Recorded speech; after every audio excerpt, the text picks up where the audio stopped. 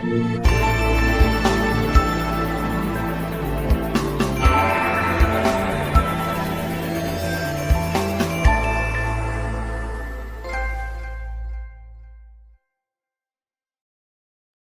everybody. Welcome to the Trophy Room Pre-Show. We had a little technical difficulties. T is in Albany, I think she said. The lightweight family are on their way to PAX. Heck So yeah. I we're going can't to wait to see y'all Albany. tomorrow. I can't wait. It'll Whoa, be whoa, like whoa. 9 o'clock Hey, at night. What? Reese, don't yell at me. It's not my What? fault. No, it's not. Listen, as much as I like to give Kyle shit, honest to God, I would have canceled the show if it was me. I'm like, oh, okay, we're done. You don't want to work no more? I don't want to work anymore. So as I now get ready with the show notes, Kyle Stevenson over here, he's going to guess the game with y'all. And, jeez. Oh, no. I yeah. don't even have that up. Oh, well, yeah, no, we really did have some real bad technical difficulties. So here's the reason why, okay? I'll let everyone know why. Go for it. Oh, thank you. I appreciate that. Yeah, yell at the mic. So it's not the mic issue. As you can see, I'm not wearing my normal earphones because they went to the way of the dinosaurs. They're broken. They're gone. Yeah. They're extinct. Yeah. Girls wrapped up the wire in my chair, and they pulled back, and it ripped the wire out of the headphones, like completely dead. So I had to get new ones. These Sony InZone, which are very comfortable. I don't know how I feel about not having these giant things over my ears, because Joe was joking, like, you could hear my inner thoughts with the webcam. I can hear my inner thoughts as I talk, and I hate it because of the noise reduction isn't great. So yeah, now we're here. I had to plug it into the Wave XLR, and for some reason it wasn't allowing the mic to work at the same time that I could hear Joe. But I randomly click options, and here we are, and I'm not gonna fucking touch it until next week. But anyways, let's guess the game. My apologies, everyone. That's on me. Okay, it's not on you. That's technical difficulty. That's never on you, Kyle. It's always on me. No. All right, what do we think? My therapist said we have to talk nice to ourselves. We gotta talk nice to ourselves, Kyle. Sure. Shit. All right. Listen, a lot's going on in my life. It's hard to talk nice to myself lately. Okay. It's easier than you think. Oh. I'm a reformed man.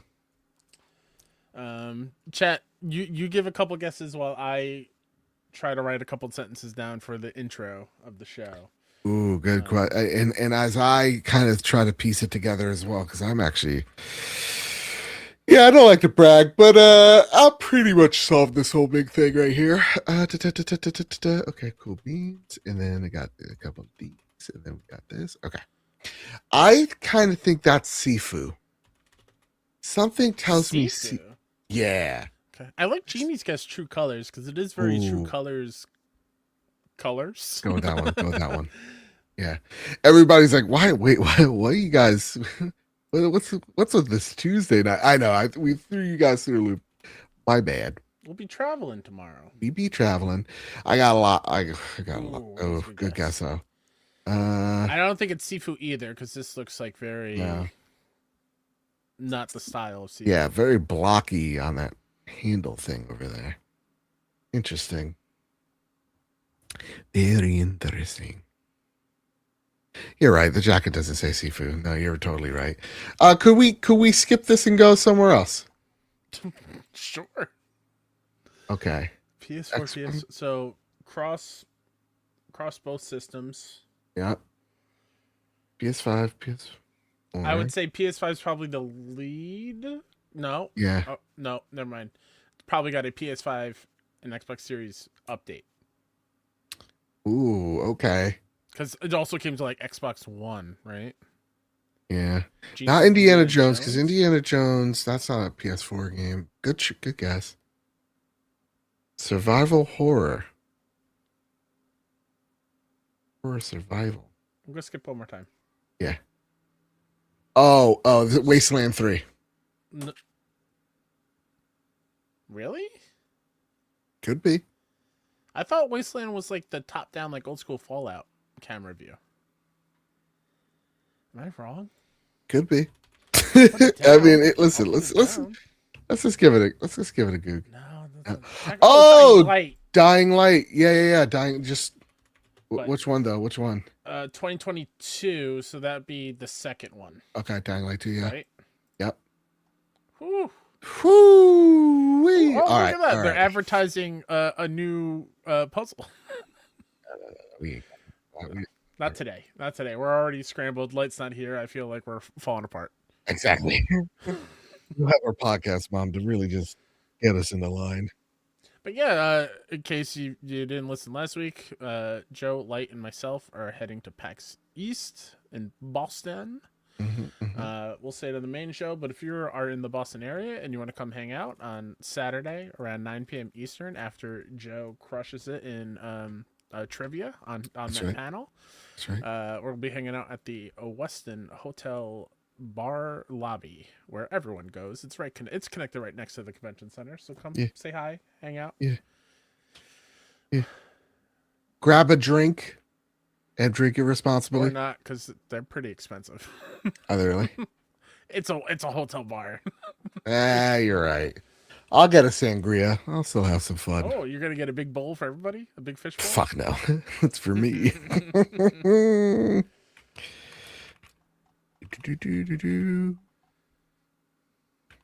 Let's chat. Okay, what's this? We see some leaves. Let's talk to me here, Kyle. Talk to me. Well, I'm using this opportunity to finish the intro. Dang it. We're so busy. We're busy men. You know that? We're a couple of busy dudes. Is this going to be episode 470 or 471? I think that's actually 472. Just trust me on that one. Okay. Just trust me on that one. All right, now I'm ready. It's not a great intro, everybody. Be excited for the intro when it happens. All right? Okay. It's not my best. All right, leaves. And a box? Is that a box behind there or a folder of some sort? We'll skip it. 89%. Oh boy. What is 470? Oh, okay, yeah, 472A is the episode. We'll just start adding the letters. It's part 2. Luke, why Tuesday? Because we're going to PAX. We're traveling tomorrow. We won't be home. Nisus is grounded. That's not a bad shout. That's not a bad shout at all, actually. Ooh, I liked it. Oh, GameCube. Pikmin. That's a good one. Yeah, Olimar's little red nose. Yep. There we go. Would not have gotten it unless it said GameCube, which it did. Yeah. Crushing it. Crushing it. Out. Let me see. Where's my phone? My phone's over there. All right. Come with me, earphones. Let me not pull my nieces and break these. Uh-oh. No, don't do it. Because I gotta go get my phone. What's the third thing we're talking about here? Hey, everybody. Hey, everyone, chill. Listen, I had to play. Oh my god, I do have a really funny marathon story to tell on the main show. It's actually fucking hysterical. God, I love video games. It really made me love video games. Okay. Yep. I also really wish I could talk about something, but it'll be next week. Same. Mike still works. We're good. All right. So, where are we at here in this very descriptive image of a wooden fence? I don't think I got it from this one, so let's do a skip. 88 definitely looks not of this gen. Or maybe last gen. This might be like a PS3 360 era. Let's go one more. Oh, Xbox Joe, I'm gonna need you. Oh my god. Oh god. It's from the guy that made Oddworld, I think. Okay. It's like you have this crossbow and you're like an animal but like humanoid, and each like on the crossbow it's like you get different weapons, but it's like different little like skunks or like other vermin. Oh my Dog goodness. the Bounty Hunter. No, close. It kind of, but like in that vein, you wore a poncho. God. Cad Bane. Cad Bane. Am I close with the Star Wars reference? No, but I honestly. Oh, Genie says Stranger's Wrath. Yeah, there you go. Honestly, though, that's a great pull. There you go. Nice. All right, Thank you, all right. Genie. Let's start this thing. Let's start this No, let's do thing. one more. Let's do one more. God damn it, Kyle. What did we say in our meeting? I don't remember the meeting. It's fine. Fuck you. We're late. We need to give people You're right. at least one We're more. in the wrong day too. My goodness. All right, we'll speed run this a little bit. Don't get it from that one. Definitely will not get it from that one unless it's Rogue Legacy. I'm gonna feel bad. Okay, it's not Rogue Legacy. It's PC and Switch. Don't have it. Skip. Action platformer hack and slash. Is this a Katana Zero? This is that one. I don't know if that's been on PC though. One way to find out. Hey. Hey! All right. Now, Kyle, could you write in the chat Nope. 11:30? What were you about to say? 1:30. 11:30? Okay.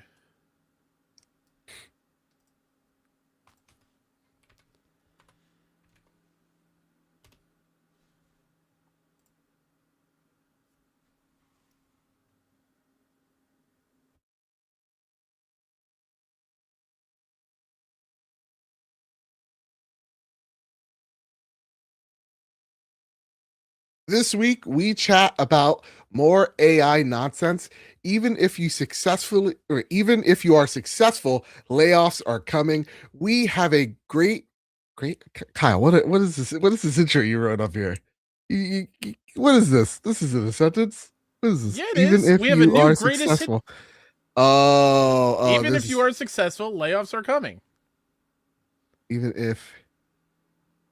Let me listen. I hate being this guy. Okay. You know I'll read anything that's on the screen. What did I say beforehand? I said, listen, I can't do both at the same time. I can't write it and then entertain the people at the same time. Fair enough. One sec. One sec. Even though Someone it's didn't not that understand the entertaining. memo twice in a row. You know what? And now you leave? And now you leave. Chat, do you see what we deal with?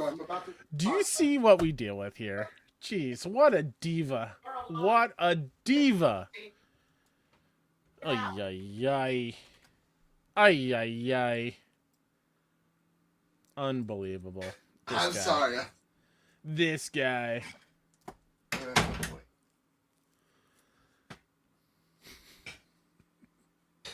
This guy.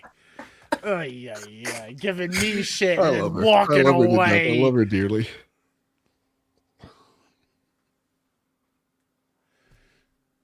You know what? Someone comes up to you and they're like, "We got news. We have huge news." I'm like, "Okay." I made toast for dinner. It's like, okay, that's not news. It's almost as like someone giving you shit and then leaving. Exactly. Okay. Now 3:13. Type in 13:30.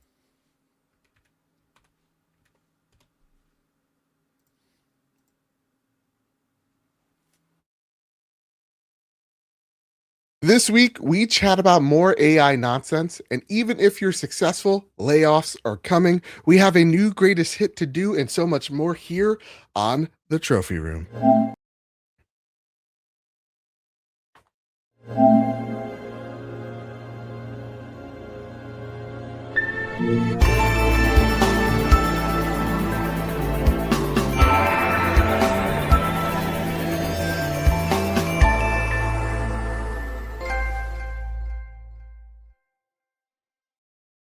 Oh, wait, no longer. Greatness has arrived. Welcome to episode 472 of The Trophy Room, a PlayStation podcast made by the players for the players. I'm your host, Joseph, aka Mr. Badbit, and it is here where we chat about the latest and greatest in all things PlayStation each and every week. And this week comes a little early to y'all because we are headed to PAX. So hello, Mr. Kyle Stevenson. How are you, sir? So for everyone that wasn't here during the pre-show portion on YouTube, Yeah. Joe is giving me crap, saying that I didn't write the intro great, which I didn't. It's not my best. My bad. Grammatical error, yes. Write a strongly worded letter and mail it to myself in my PO box. Okay. Yeah. But then he's like, "Oh, don't you remember about our meeting that we had of the new way we do it? And whose job is it after that meeting to hit the intro of the show?" I did. Me. It's Oh, my job to hit the oh, video. it's your job. Yes, because you're reading Oh, the intro, and you're I right. hit it, so you don't got to worry about it. So what happened here?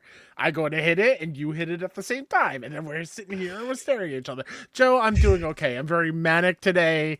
I'm traveling tomorrow. I'm, But I'm excited to see you. I'm excited to see everybody play some really cool games. I have some really okay, fun appointments booked that I'm excited to nice. talk about once we're back. Not all PlayStation stuff. There might be some for console, Ooh, but listen, we love video games here. We'll talk about everything. I'm sure very thing, excited. sure thing. How are you? Doing better, doing better. You know, it's been a wild 2 weeks. Mental health hasn't been great, but tomorrow we get answers to things that we desperately need. So I think that's excellent. Literally, I work tomorrow still, though I'm headed to PAC same day. So I clock out early, then I go to the cardiologist appointment, which I'm super stressed out about. And then after that appointment, I go drive to Boston. So dare I say I'm going to have a very long day tomorrow, but I'm so excited to hopefully get to see you and T and the gang, up in Boston, which T, unfortunately, she isn't here because she's already driving up to Boston as we speak. So she's just trying to beat us there. That said, Kyle Stevenson, Yes. we have a lot of PlayStation stuff to talk about. A Do ton. we? Yeah, do we, Kyle? Yeah, of course we do. But before we get into all of that, of course, I want to thank our patrons over at patreon.com. And actually, scratch that for just a second. I want to thank the audience. We got feedback on the new layout. Everybody seems to really like it. So thank you guys so much. That was your input. You helped make the show better. You guys typed into us, told us what you thought of some of our plans and implemented it. And so far, you guys seemingly really enjoy it. So thank you guys so much for all your input. That said, I want to thank our patrons over at patreon.com/PS Trophy Room. The reason why we look so great, we sound so great, able to go to PAX is because of your generosity over at patreon.com/PS Trophy Room. Become a patron. You get some exclusive shows each and every week. I try to put them up each and every Monday. And yeah, they're a fun time. Kyle, do you know what our after show is going to be this week? This week, I think it might be fun if, because Light is the one that is the most sane Yeah. and most level-headed. I think it's time for you and me to just dive into Reddit stories ourselves. Hell yes, boys night. But yeah, in our new format, Patreon and YouTube members, we can chat out at the end of the show. That's a new change. And then we already skipped it because we were so busy here. But you can follow me everywhere, Mr. KSEP. At 61indie.com for indie gaming news. Would love the support over there on the 61 Indie side, because if you haven't heard, Mike is leaving me. He's got a really cool new opportunity, so he's leaving 61. So 61 Indie is just me at the moment. So any support you can throw over that way would mean the world to me. Okay. Hence why the last couple weeks or month have been really down in the dumps. Yeah. It's our baby, and he's leaving me. It makes me sad. I'm Getting happy for him. divorced. Yeah. I can't wait for him to say it to the world where he's going, because he's gonna crush it. But yeah. Well, can I say it? No, you cannot. Don't you freaking dare. Let me just wing it, and then we'll go right into this. No. He's gonna figure out the whole straight up muse problem, or whatever that's called. He's on a special task force. He's gotta iron it all out. Yeah, he got a new job. And so it's going to take his priorities, and he doesn't want to burn out on doing too much. Enough. So that's fair enough. Prioritizing himself, which I very patriotic, Mike. You're gonna solve the Middle East. He goes way too hard. I'm trying to talk over Joe because it's nonsense. It's fair enough. But also, if you're in the Boston area, Saturday night around 9 p.m. at the Westin Hotel Bar. If you want to come hang out with the Trophy Room crew and meet us and chat, feel free. Joe's got a trivia panel at PAX on Saturday night, so that's why we're doing it so late in the day. But yeah, it's it'll be fun. So come on out Saturday, March 29th. We're not good at these things. 29th. All right. No, I'm wrong. 28th. March 28th. at 9 p.m. Eastern. Come Fair hang enough. out at the Westin Hotel Bar and Lobby. Yep, yep. We look forward to chatting with y'all there. Now it is finally time to square up the news. First bit of news that's getting squared up is coming to us from Wesley Yin Poole over at IGN. And Wesley writes, quote, "We should have clearly disclosed our use of AI. Crimson Desert Dev launches comprehensive audit of all in-game assets after AI-generated art was, quote-unquote, unintentionally included in final release. After the hotly anticipated open-world action game launched this week, players were quick to spot signs and paintings that looked very much like they were generated by AI. IGN's Brendan Graber found further examples of in-game images with the telltale signs of AI. Crimson Desert's use of generative AI art, but Pearl Abyss or put Pearl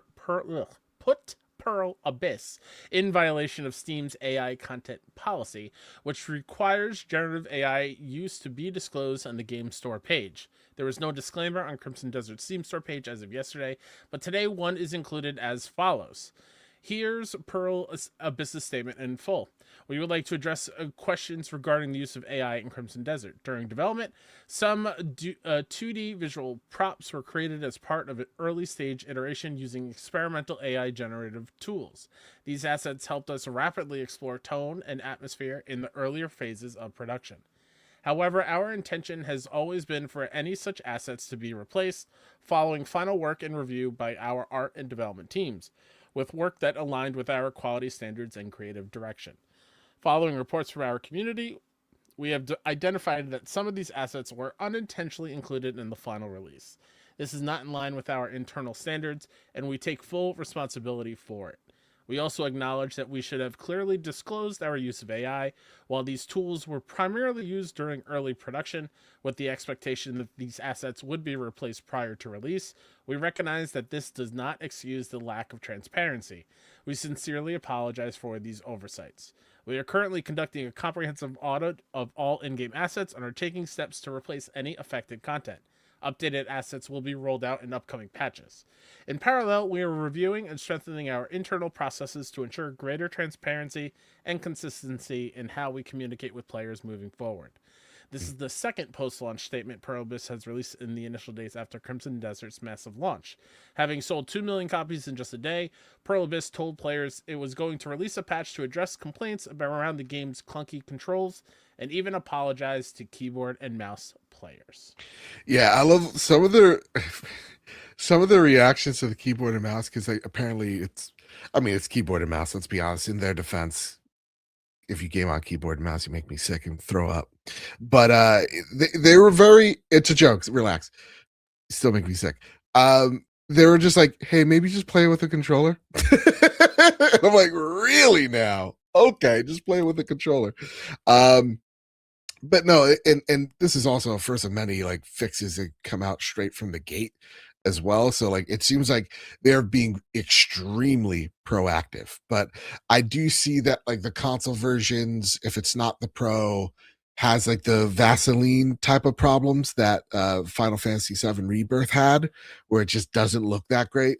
So it seems like though very successful, I would argue kind of a bit of a rocky launch for this game. I doubt I would agree. yeah, I would doubt that they wanted this AI drama to be in there alongside this conversation.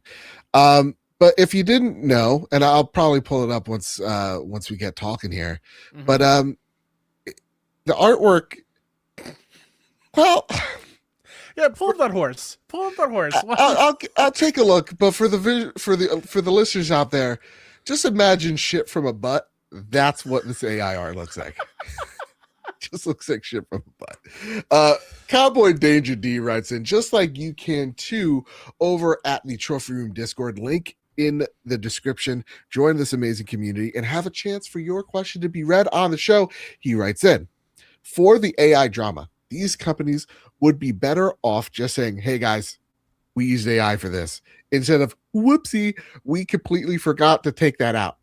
No, you didn't. I've seen the sentiment. Do you think this artwork, beautiful art by the way, do you think this was intentional, or do you think this was an asset that they forgot to take out? This is intentional. I I don't think it Really? was them forgetting. I think this is just them trying to save face. Joe, let me ask you this question, okay? Okay. How long has Crimson Desert been in development? A while. Okay. Looking at that game, right? Huh? Yeah. And how deep and intricate every detail of that game is from top to bottom. Yeah. You think AI placeholder art wasn't high on the list of just like, hey, let's make sure it's not in the game at the final product? Well, first off, let's take a look at this beautiful art. Oh, let's take a look at first of all, Look at these fellas. where's that man's hand in that left image? Is he like at a proctologist? What's going on here? Perhaps. Who am I to Okay. say? That's totally fine. That's totally fine. That's Middle Ages medicine for you. Sure. And they're just out in public, just standing in the line, just waiting, I guess. Yeah. Well, that's because back in the day, remember they bleed the disease out. Well, for proctologists, you got to let the asshole be. In the middle picture for Yeah. video for audio listeners, there's like a horse battle, and you can probably see it kind of tiny on the screen now, Yeah. but that horse clearly has like 5 legs, and Yeah. it's morphing 100%. into whatever is next to it in the Yeah. left. It's all one big block. What about Ivan's looking guy up here? He looks good. Sure. Remember what's the villain from You're right. Ghostbusters 2? Oh, Ghostbusters 2? Yeah, it's not Ivan. Vigo. Yeah, it's Vigo right here. Sure. Yeah. Yeah, yeah. Yeah. I don't know what this picture is. This on the third picture one. is offensive, I I think. I'm just trying to figure out what the intention, like what did they put into the generator to come up with this art? Is he leaning down to pet an animal? Is that supposed to be Who a knows? dresser that he's placing Perhaps. something on top of? Okay, but all right. I'm gonna take the devil's advocate approach. Of course you are. Okay. What do you want me to say? Okay, I agree. Um, it'd be a very boring show for like, yeah, no, yep, shit from above. Um, listen, I I think this is by accident. It's such a big game, Kyle. They've stolen so many ideas from other games that did it better. That like they got Tears of the Kingdom floating islands up there, Kyle. They got like puzzles that you get to like. There's a lot, Sure. arguably, to this game, right? Uh-huh. So I could see where like something like this slips through the cracks. I totally get it. But do you not think we're kind of overreacting just a little bit over a couple of pictures in a video game of that had AI? They already like, oh, our bad. We're changing it. We're fixing it. It's imperative for us. This is just a placeholder item. Like, I kind of believe that. Things slip. I don't think I think them saying it's a placeholder item is them trying to save face. I think they had no intention, even if it was an accident that was in the game. Yeah. There's no way they were like, oh yeah, that's just placeholder stuff. They didn't think twice about that art before that game shipped. Okay. Shout out to Alex. Shout Yeah. out to Alex in the chat. Vigo the Carpathian. Yeah. Hell yeah, dude. I love dude. Ghostbusters 2 actually slaps. That Yeah. movie goes so hard. Yeah, Oh my it god. does. But yeah, I don't think they gave it a second thought, and it was only because they got quote unquote caught. Even though that I think I do agree it might be a little too extreme. Yeah. But I am like on the side of I don't want generative AI art in anything Right. at all. And I'm gonna say this right now because every Please. time we talk about AI, it pops Yeah. up in the comments. Okay. I am specifically talking, and Light would back me up here. Okay, Yes. we are specifically talking about generative AI, Yeah. not AI when it comes to the code of the game Yeah. or helping with enemy AI and pathing and all that stuff. Specifically, making art from a prompt, Right. and doing it that way instead of real artists, which I assume they have plenty of amazing artists on that team because that game looks gorgeous. Sure. Making the art themselves instead of just like give me man in a lineup. One of the men is wearing a black article of clothing. Everyone is standing behind him, and it's a lineup for something, and then Yeah. that's when it pops out. You know, Yeah. I like yeah, I see. I think I don't know. I would like to give the dev a little bit more of the benefit of the doubt here by saying, you know what, this is something because like they could have very well easily said, yeah, we did it, whatever, eat me. Like it is what it is, and we're not changing it. Like they got an ounce, like they got an ounce of it going, okay, yes, and we're taking it out immediately. Our bad. I think I think I, that makes a little bit more sense. I'll push Uh, back a little bit on that. okay, yeah. How many times in the last year or so has that happened with other devs? And you don't think that would be a priority of checking to make sure that placeholder art was taken out after the marathon stuff, after the Claire Obscura stuff? Hey. I, What's your mouth on marathon? I'm just saying, like Right. you would think after all these other games have had controversies over AI art in their games and Yeah, or getting stolen called art. Yeah. out on them and whatnot, and you yourself having um, AI art in your game, and it was supposed to be placeholder, quote unquote. You don't want to give it a second pass to make sure it's been changed out before I it think they launches. probably I think they probably gave it a second like I think it's one of these things where the technology very new, right? And they're everybody's exploring with it in different ways. And there is yet to be a system in place, I think, that has been kind of like more foolproof of like, oh no, or the standard of like, oh, this is how we can check for AI assets in the game, right? I think it's like one of those things that slipped through the cracks. I think this would have been a much bigger issue if it's like, oh, his sword or his beard or just the character himself was AI generated. That I would have way more issue with rather than a painting that looks like I drew it from the third grade, right? And them being able to go, okay, no, you're right, okay. Like I respect people for pointing it out, but I don't respect people that for the constant, egg throwing at Crimson Desert. And might I add, like this is a game that we weren't interested in. We could have very much done the SEO thing of like we're covering the game because it's Crimson Desert, but like, um, we just didn't cover it. What I'm thinking I'm a little tired of when it comes to these conversations about Crimson Desert is like there's this weird negativity towards it. I get it. Like I threw a couple of shots, it's being cute and funny, but like I'm talking about like people really going out of their way to like just go after these developers just because they don't like the game. Like this game doesn't appeal to me. I'm probably not going to pick it up, but I'm not making it Oh my, you know, yeah, mission to shit on it. Yeah. no, that it should be the stance for every game, not just Crimson Yeah. Desert. Just dogpiling on the game just because you don't like the game, it's dumb and Yeah. should go away for I sure. think Alex, you make I think a great point where Alex writes in the chat. What at what point does accidental AI become so prevalent that consumers stop asking questions? It's a slippery slope. I think that's as long as we're asking the questions of like, hey gang, come on now. I think that's fine.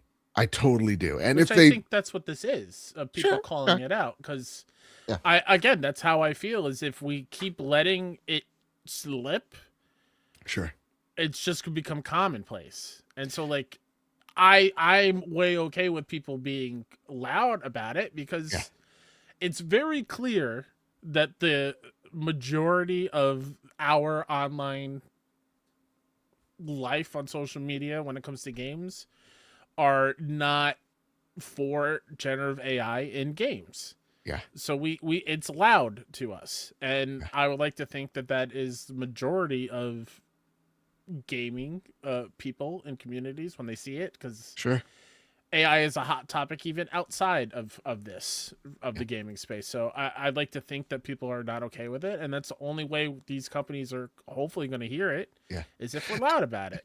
And truthfully, one of the things that I really like is seeing Luke Lore's dreams because he's now such an AI stan, being crushed in front of him. Because like right now, before the show went live, uh, they're closing down the Sora app. ChatGPT is closing it down.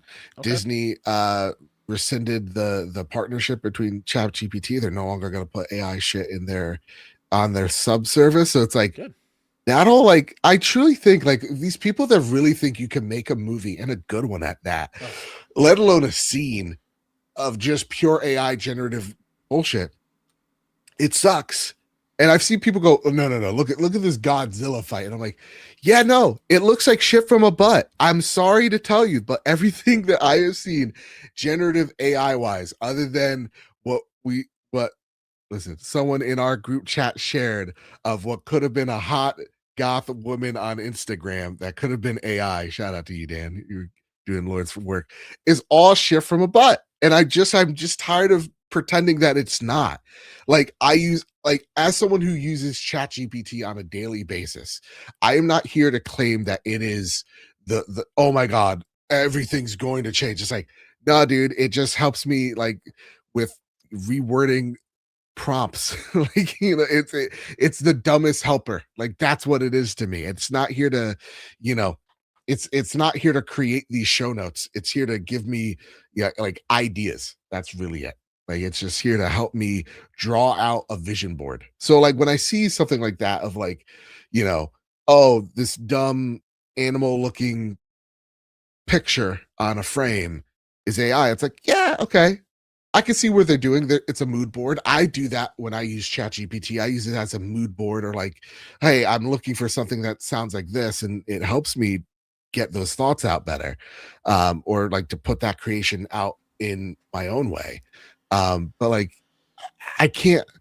I can see it slipping through the cracks. I appreciate people calling it out and keeping them honest, if that makes sense. Yeah, But I just and using your example, I don't understand how it would go from a mood board to in the code of the game.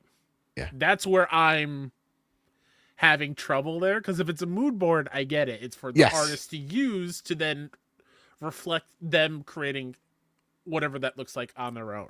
yeah, So like how does it go from that board straight into the game kind of thing?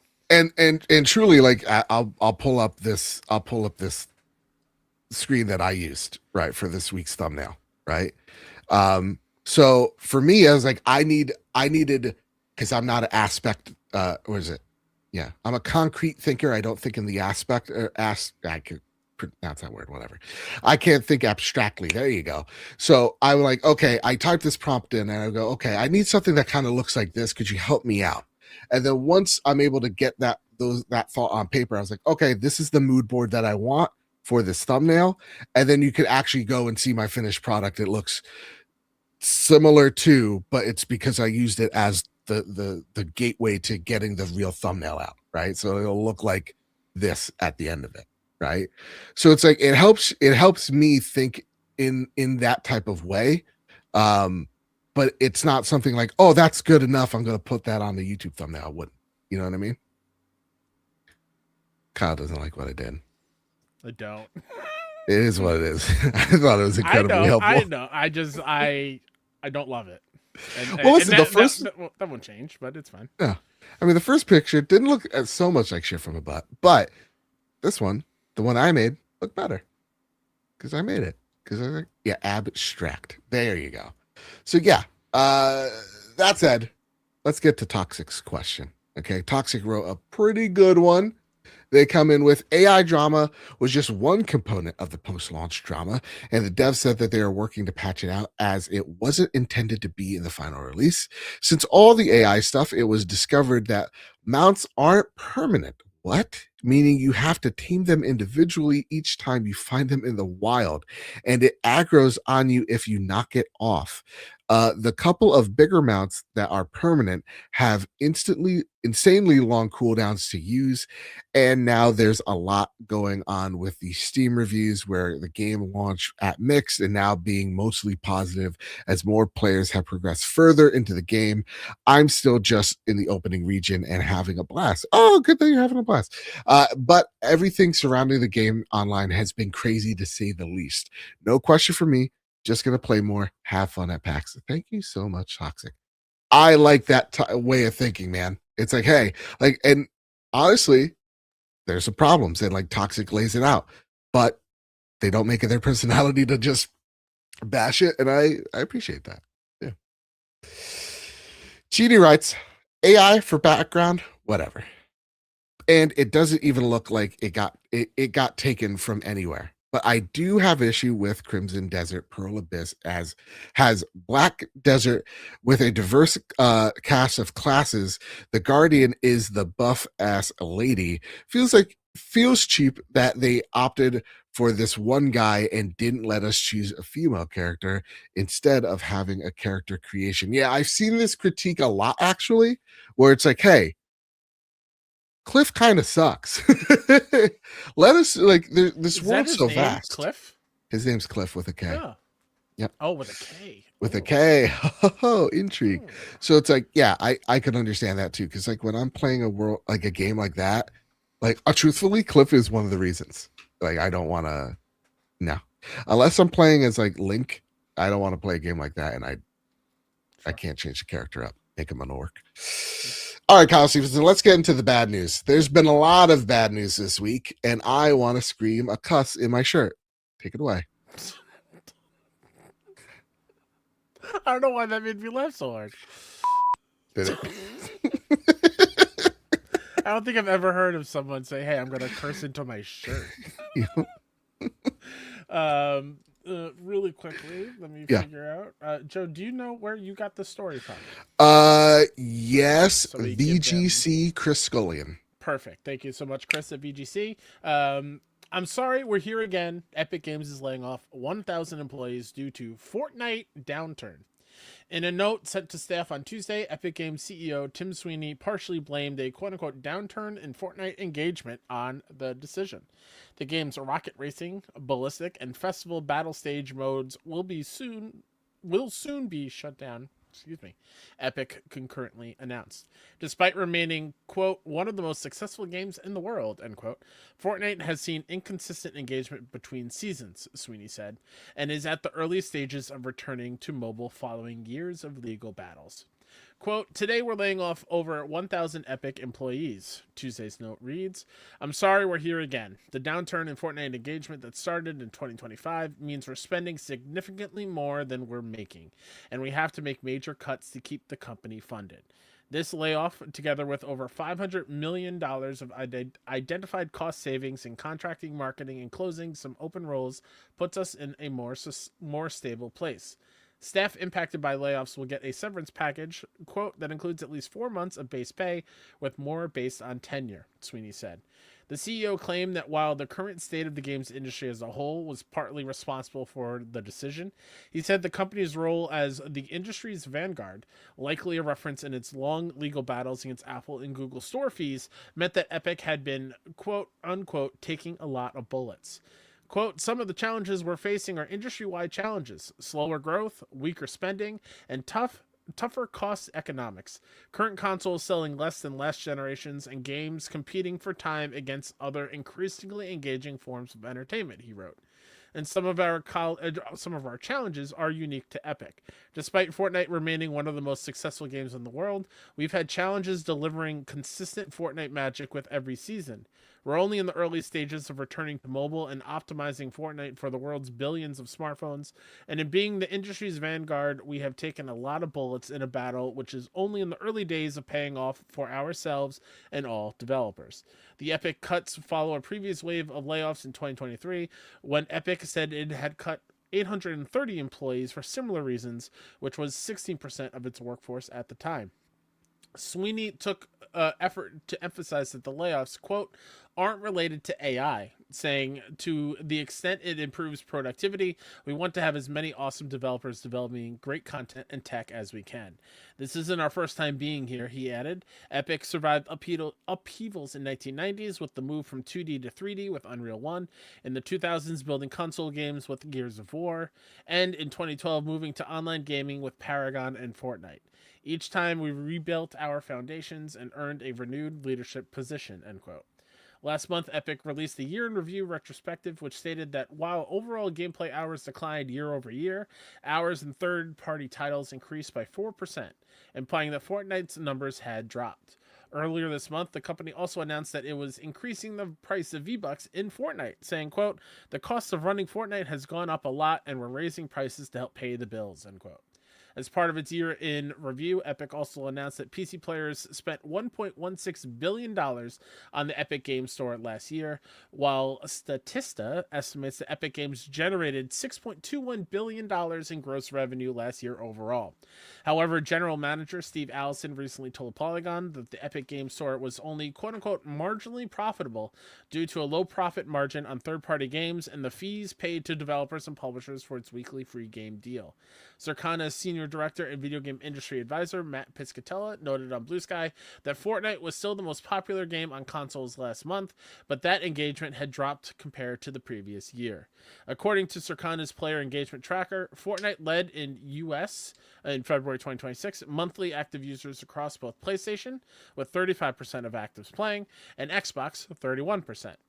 The average PlayStation player engaged with Fortnite for 16 hours in the month versus 21 last February, with Xbox players averaging 15 hours versus 19 last February. In his note to employees, Sweeney stated, quote, "What we now need to do is build awesome Fortnite experiences with fresh seasonal content, gameplay, story, and live events, accelerate developer tools with greater stability and capability as we evolve from Unreal Engine 5 and UEFN to Unreal Engine 6, and we'll be kicking off the next generation of Epic with huge launch plans towards the end of the year." All right, so a lot of info there. Kyle Stevens, you're upset? What? Continue. Hida Silverlight writes in chat, makes me sad. Big time, Hida. Big time. And then Jonathan Kelly, you said something that's pretty wild to me. Never have I ever played a Fortnite. Ooh, I have. This is all on you, Jonathan. You were the last one. Exactly. The blood is on your hands. No, I mean, listen, Kevin Ainsworth writes in, fresh off of raising microtransactions prices. What are our thoughts on all this? Kyle, can I be the villain this episode? Oh, I don't think you have to try any longer. I don't think I do. Okay, bear with me here, gang. As someone who's played Fortnite an awful lot, and truthfully, I have fallen off. I don't think the battle pass is that great. I do think the latest season was, I'm gonna be honest, sucked. Like, it was really bad. They haven't had a really good seasons in a hot minute, and not enough of a reason to go back in, to be honest. I saw you could drive the bus now. Sure. It's very weird after all this news. I was scrolling on TikTok. I got hit with so many Fortnite ads. It's like they know what they're doing. They know what they're doing. No, but here's the thing. Okay, where do I even begin? One of the three of the things that they're cutting is Fortnite Ballistic, Fortnite the Guitar Hero game, and then Fortnite the Mario Kart game. Sure. Right? Two of those I can't remember the name of. The other one I could, just because I saw it right before we started. Rocket Racing Festival Battle Stage. Thank you. Epic had this idea over a year ago. Oh, we're going to make Fortnite Roblox, right? Roblox. And right now, everything in Fortnite is all messy because there's so many custom games that you can make within Fortnite. You can make Among Us in Fortnite, things like that. You can make zombies in Fortnite, or you can make, like, someone made, I believe, a roguelite TMNT game in there. So, like, there are different things you can make in that game, but at the same exact time, those three main things that they try to make this hub world game platform in didn't take off. And so, like, I don't know, gang. I feel like if this is, yes, people lose their jobs and this sucks, but this is one of those things of, like, you took a risk, the risk didn't pay off, and there are consequences to that. Like, I see those three game closures, and it's like, yeah, and unfortunately, the hard reality is those people lose their jobs because the thing didn't sell, didn't move units, didn't microtransaction hard enough. And so, like, it's the unfortunate reality of, like, yeah, unfortunately, those ideas don't work. So for me, I look at this going, it sucks, but it's not like they're going, yeah, so we're deleting these teams and we're implementing AI, into these teams, or replacing them with that. It's like they made bets that didn't pay off. And for me, I'm far I could sleep better at night knowing that they took a risk and it didn't work creatively rather than going, we're going to make the workflow more effective and replace these people with AI, if that makes sense. Also, Bacon is correct. Hit that like button for the love of God. Does that make sense, Kyle? Sure, but again, on the other side of things, I think pointing out these three modes, because they're modes, Yeah. is a little bit of a smokescreen.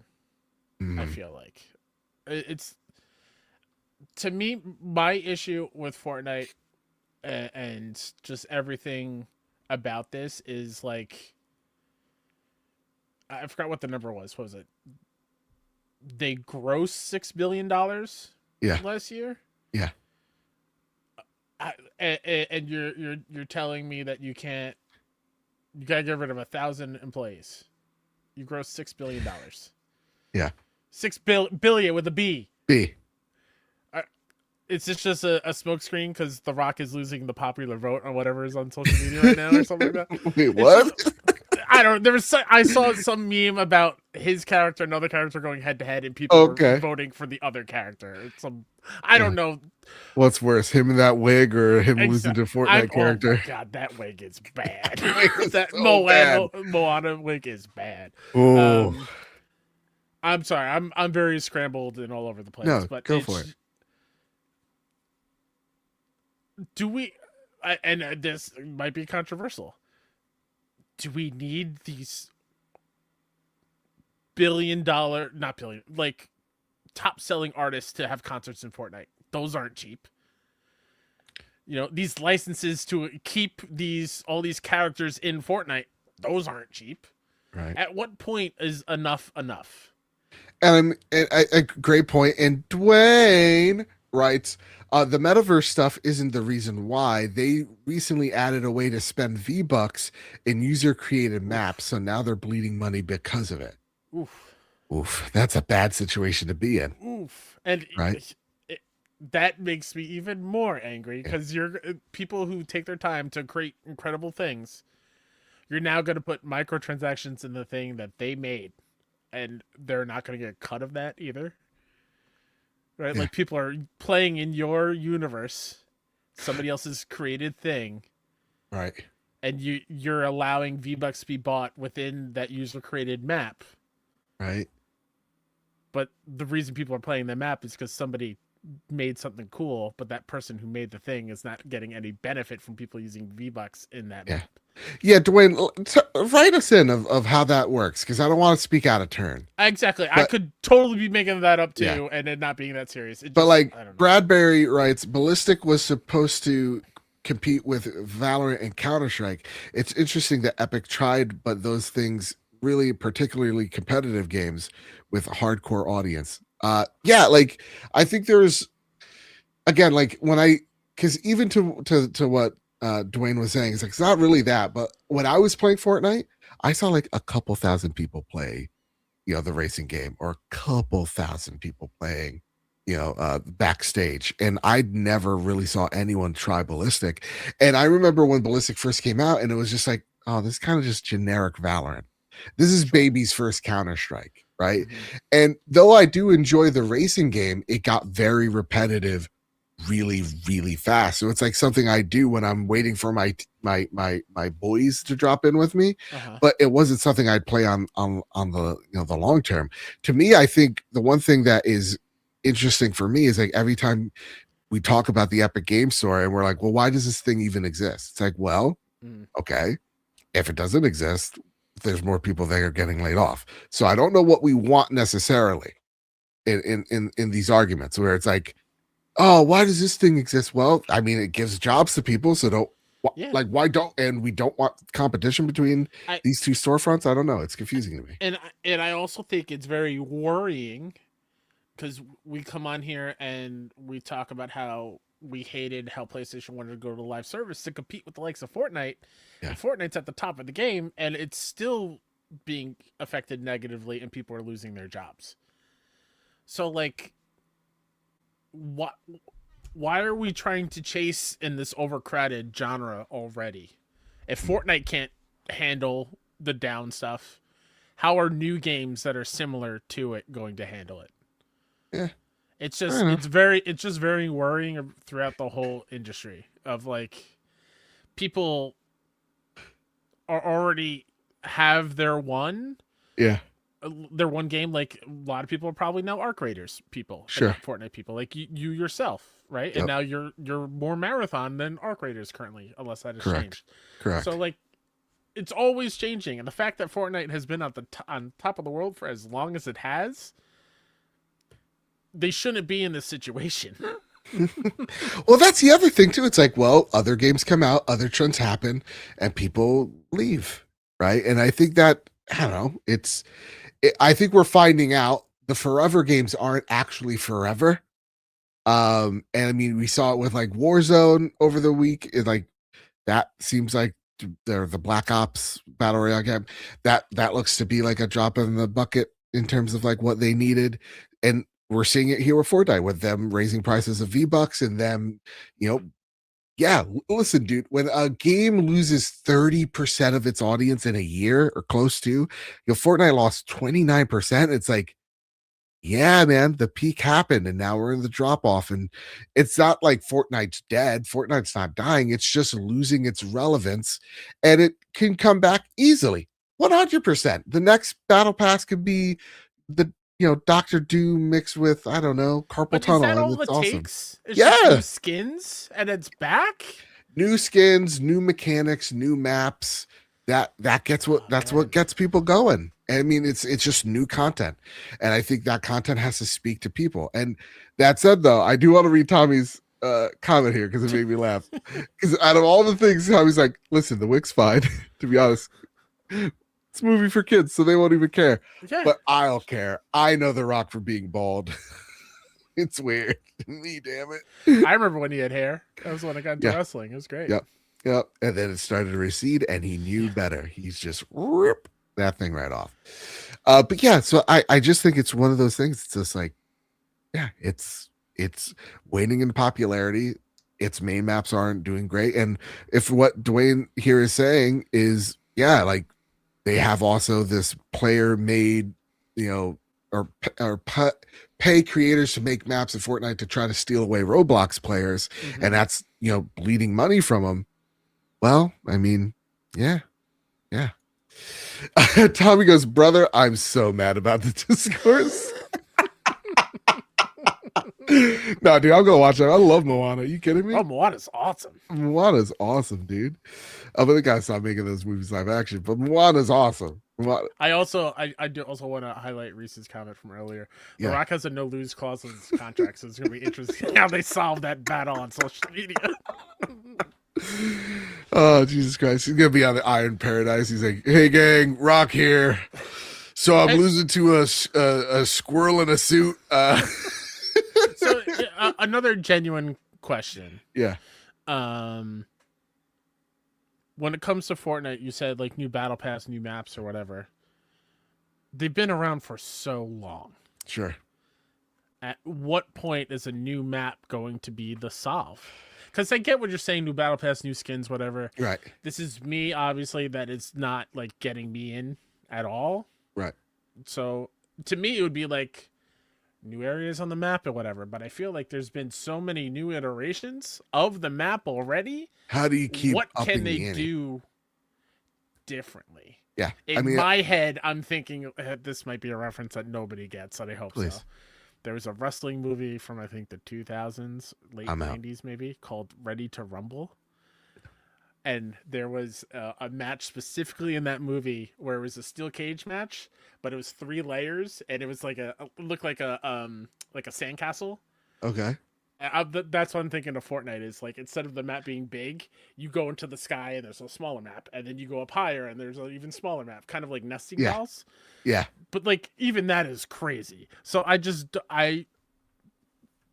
try to inform me of like what could they do that is so drastic to get Well, everyone back. so like some of the things that they do is like, okay, we're fighting Galactus, or then hey, Godzilla shows up, and I it's remember like cool. Thanos would have Th- the Thanos was Infinity the first Gauntlet one. and stuff. Yeah, Yeah. and then you had the Megazord. Like they could do things like that to build upon the season. I just think also this season just kind of sucked.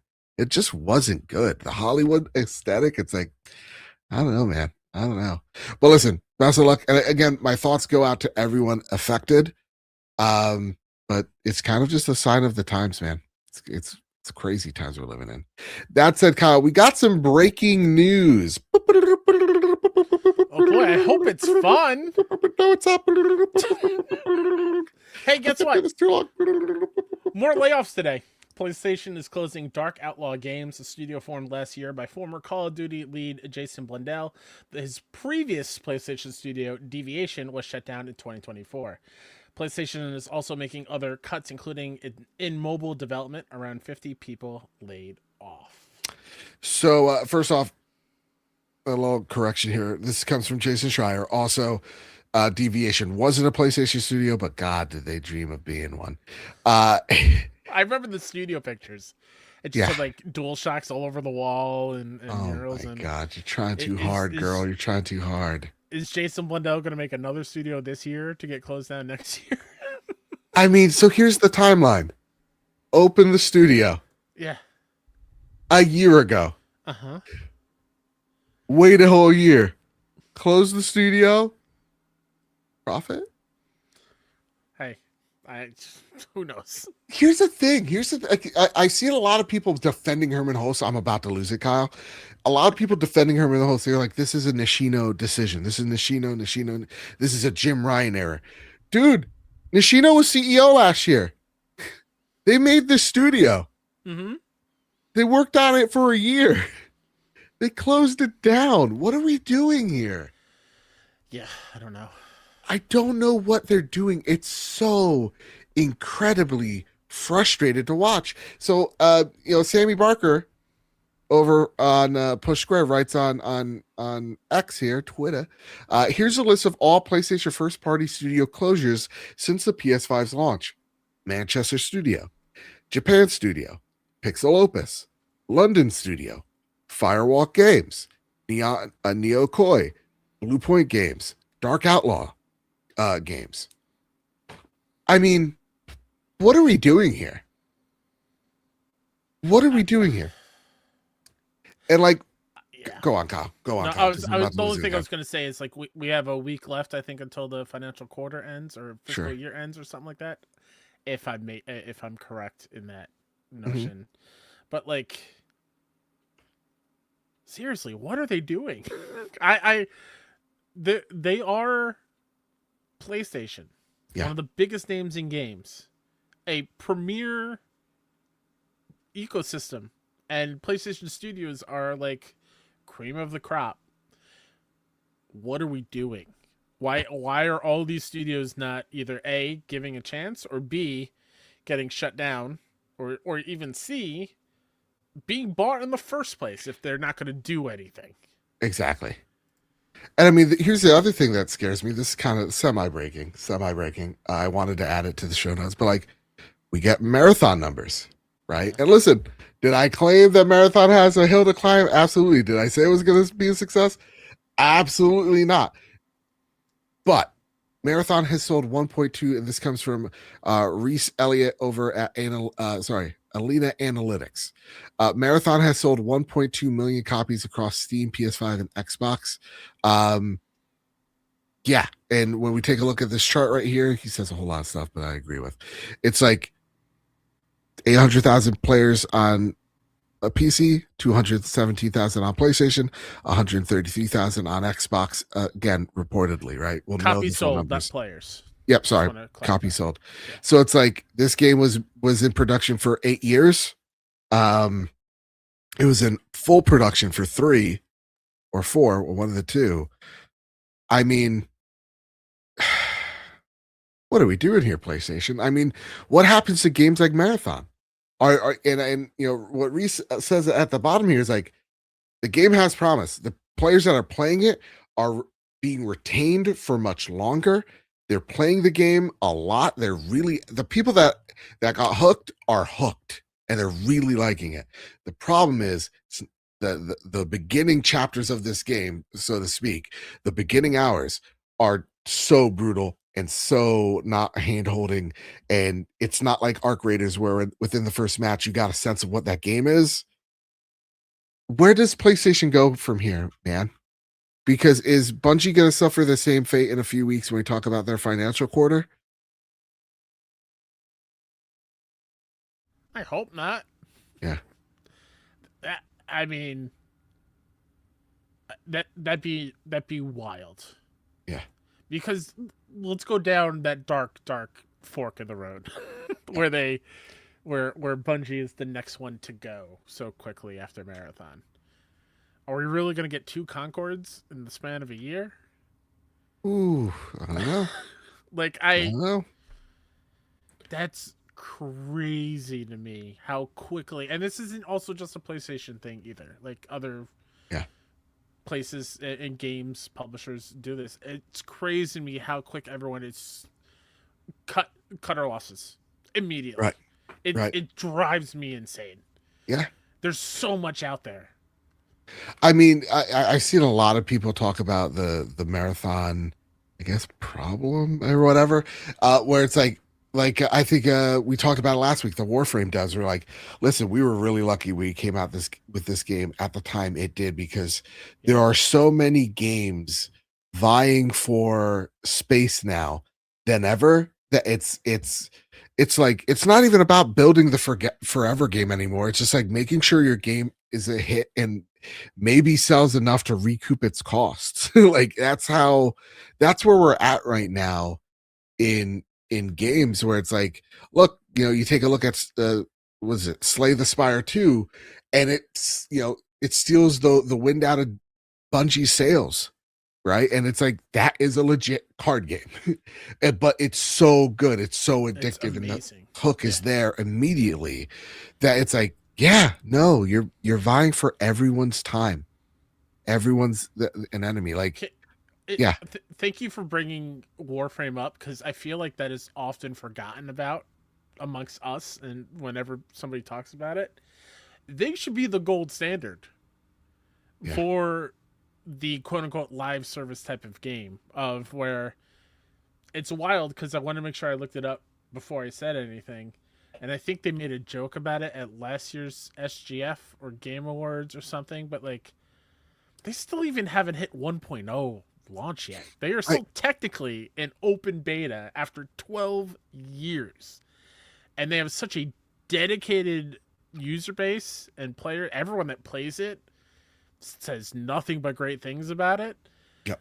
But the fact that they can go 12 years without having something like an Epic today or any other studio where like they're laying people off because it's not hitting expectations and whatnot. It's kind of impressive that Warframe is doing all of that, and 100%. they deserve so much more credit than people give them.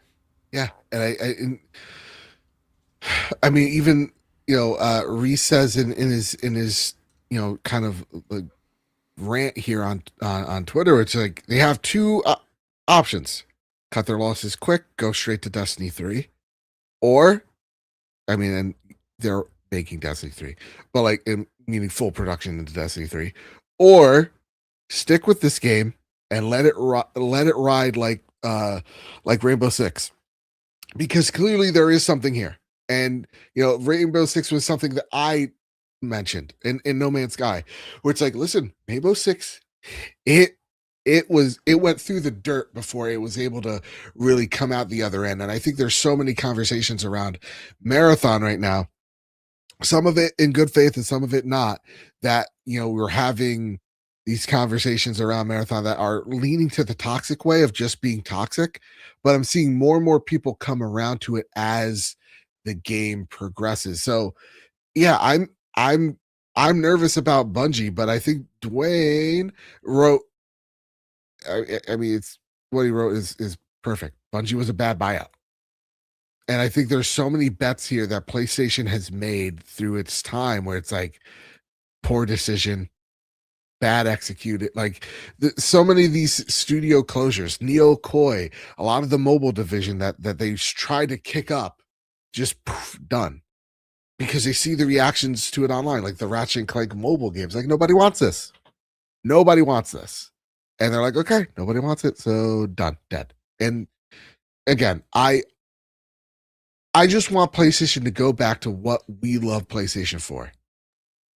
Go make me those single player games. Go make me that great story ass game. Right? Not everything has to be a Helldivers 2 to be a success. Not everything, because chances are, dude, you're not going to do it. And the allure just doesn't, the allure of like, oh, long term money, but you're spending hundreds upon hundreds of billions of millions of dollars, sorry, to get this off the ground. It's just not worth it. It's not worth the squeeze. You're not going to make a Fortnite. You don't make Fortnites, Sony. You make God of Wars, and you're really good at those. So I don't know, man. It's pretty. Also, It's pretty fun. really quickly, because Yeah. it has not been a good week for games out there in studios, but you mentioned it, and a light bulb went off that we should also talk about it here. Ubisoft also laid off more people, and are closing down the studio responsible for like the Ghost Recon Literal games Rainbow Six, yeah. and Rainbow Six stuff, and they're not going to be directly anyone still there as part of it, or not going to be directly making games anymore, but more of this like support, which is crazy. Yeah. Like, I know the past few years we've gone through ebbs and flows of game layoffs, but in the span of a month or so, 2 months even, Things are looking really dire. it looks crazy bad. Yeah. Like, this is me being way too not hyper vigilant. What's the word I'm looking for? Hyper aware. I guess. Sure. I don't know what it is. But like, it makes me worried about the industry I love so Yeah. very, very much. And I'm afraid that we're going to get into a point where everyone's just gonna be making new stuff, and which is great. I love that. Let me be clear. But it's gonna be so long before in between games that I want to play. Yes. We're gonna be in a drought. And Yeah. I'm afraid of that so badly. No, 100%. And Hyperbolic. Thank you, Jeannie. there you go. Thank you, Genie. You're the goat. Yeah, I mean, yeah. I saw this one tweet where it's like, you know, we ought to say indie games are the thing that are pushing the industry forward, but it's like, please remember, not even them are safe. Like there are so many studios that close down every single day that we'll never know of, because they try their crack at Steam, and there's just so much shovelware on there that they get lost in the shuffle. And like, we saw news today of PlayStation announcing they removed 1,000 shovelware games from the store. Gang, do a better job. Only 1,000. There's so much garbage on that store. That's all AI slop. That's all shit from a butt. Get rid of those games. Okay, get rid of the easy platinums. I'm sorry, but like we need to have actual games here that people are gonna play and have fun with and are able to find. And we're having too many of these. Like, you just take a look at the new releases of like, it's just an AI girl, and guess what? She's got big old cans and she's got a gun. And then you take a look at the gameplay, and it's like they're saying like, Psalms from the Bible, and then you get a platinum. It's like, get rid of those games. We don't need them. We really don't need them. And I don't need to be horny while I listen to or learn about Jesus. I don't know. Kazi was in. Oh, now you're pro AI. Okay. No, never. All right, here he is. Never. One goth AI chick changes the minds of so many, it seems. No. I know. There's so much. There's so much here. I just think, man, where we're at right now with PlayStation Studios, that showcase can't come soon enough, because it's looking a little dire out here. There's got to be, not the best words, there's got to be some damage control coming. You would think. Because I mean, that's do what they even did with the need to? Blue Point news. They're like, hey, Blue Point shutting down. And then the next day, hey, Wolverine's got a date. No new trailer or anything. You're right. But- Actually, you think this news we're going to get Wolverine trailer? No. Because it. we never saw anything about Dark Outlaw. Sure. But, like, it just seems to me that every bad thing that happens, they're like, hey, look at this cool thing. It's not a lot, but we got you. Yeah. That said, okay. Green Gorilla writes, and he goes, "Sup, fam? More AI drama. Perhaps a quote very well written write up from last week could have been read this week with a convenient timing, such as even though you finally released the list, we could have easily gotten another campaign going for you. Bad bit for censorship 2026. What the hell? Has a nice ring to it. Don't you agree?"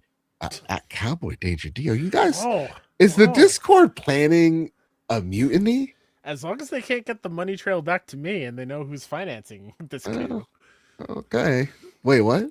Well, what? Huh? I'm sorry. Short question this week. Don't want to topple the word count. Yeah, it really is so easy. Y'all hear about the next studio closure. Dark Outlaw Games is gone. Didn't even get a game out, and they already have been shut down. Now, don't get me wrong. I hate seeing, PS5 doesn't have any games, unquote, as much as the next person. But the statement starts to hold a bit of truth when there's barely any studios left to make these fucking games, especially when a good chunk of them still existing studios were tied up with live service push in the last few years. Just wanted to get that bit of news out there to hear your thoughts on it. I'm off to play Vampire Survivors. Only thing I can handle right now. Man, my head hurts. My phone started to flash warning lights at me. Oh my God, that this is getting too long. So better wrap it up. So much. God, I love you guys so much. God bless. Hey, Vampire Crawlers in a few weeks. Get ready. Getting that plat. Yeah, I mean. So here, let me run down the list of what is left at PlayStation Studios currently. Okay. Yeah. We've got Ben's studio. I'm hoping and praying they don't go anywhere. Fire Sprite. Guerrilla Games, who's making how many different Horizon games at the current? Yep. Hunter's Gathering's not looking good. Haven Studios. Okay, that's the next one. Sure. Housemark, Sorrows, next month. Can't wait. Let's go. Everyone buy that game right now. Please, I swear. Guys, it's everything. a Housemark. They don't make a bad game. You could pre-order this one. I'll allow it, okay? I swear on everything. I swear to God. Please. Please. Also, some people went to Housemark to play it, and they get to talk about it soon. So, that makes me Maybe that's where light actually is. Oh, that'd be fun. Insomniac Games, obviously one of the best studios in PlayStation, hands down. Malaysia Studio, which is more of a support studio. Media Molecule. Okay. Naughty Dog, cream of the crop. Yeah. Intergalactic, we know what they're working on. Nixes, Windows ports and support work. Yeah. We're doing half of that now. Polyphony Digital, Gran Turismo. That's their bread and butter. Another one. They do. Yep. San Diego Studio, MLB The Show. Let's go. One of the most steady, consistent studios year in, year out. Yep. Even though this game is not as good as past years. Oh, shit. Santa Monica Studio. Again, cream of the crop. Fantastic. Yep. Sucker Punch. Just did Ghost of Yote. They're going to be quiet for a little bit. Team Asobi. Astrobot. Yeah. Got to be quiet for a little bit. They're going to be quiet for a little bit. PS6 launch game. Yeah. I totally forgot that this studio was even announced. Team LFG. Let's fucking go. It's a looking for group. Right. Who knows what that is? Valkyrie Entertainment, which is a support studio. Yeah. And then just XDev. Yeah. So, I don't know, man. There's some really great things in there. Yeah. For sure. But a lot of them are going to be quiet for quite some time.